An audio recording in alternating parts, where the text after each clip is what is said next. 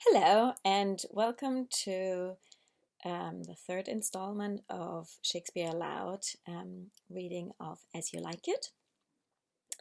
I loved listening to the reading of Act 2 and the very insightful ideas and thoughts you had about the play and the act and the different characters.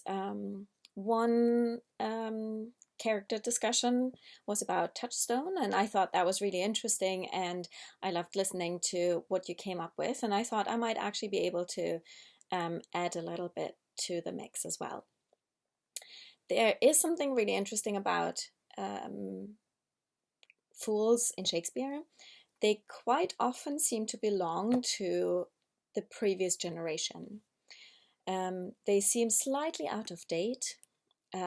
Therefore, they're quite often feel themselves that they might not belong or feel out of place. This might or might not be the case for Touchstone as well.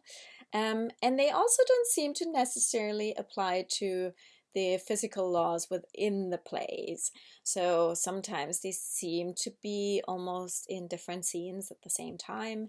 They just seem to be outside. They are almost supernatural beings.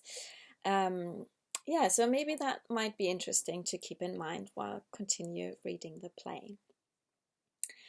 And of course, I also loved your discussions about Jaques and the ideas that might be behind that character. Who knows? So many ideas about that character. Love to continue hearing about it.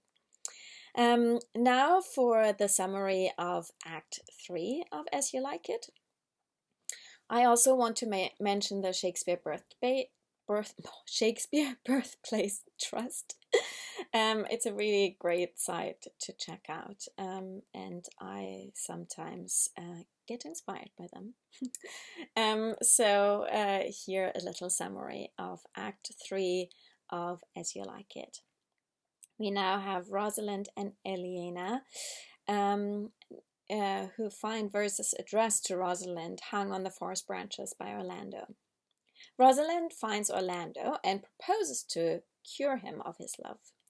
To do this, Orlando will woo Ganymede as if she were Rosalind, even though she is Rosalind.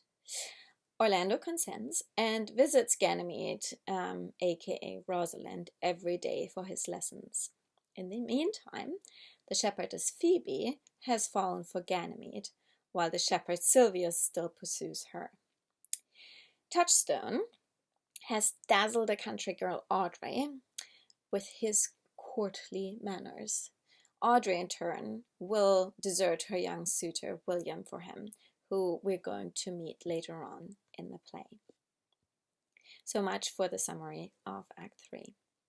Now, when you're reading Act 3, just a tiny thought to keep in mind. I mean, Act 3 really is the main focus and what we think of when we think about As You Like It. It's Orlando and Rosalind and their scenes together in the forest. And maybe if you have a little bit time after you've read Act 3, it might be fun to play with the idea of having two men read both Orlando and Rosalind, because that's what the original audience would have seen / heard, as only male actors were allowed on the Elizabethan stage.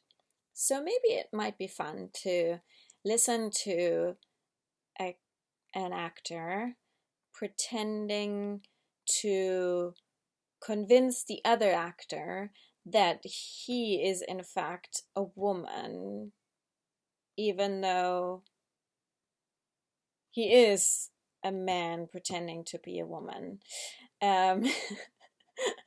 while the other one is reading into the guy playing a woman, even though she's supposed to be a woman. Anyway, you see where I'm going with this. Very complicated and very interesting to hear what you're coming up with.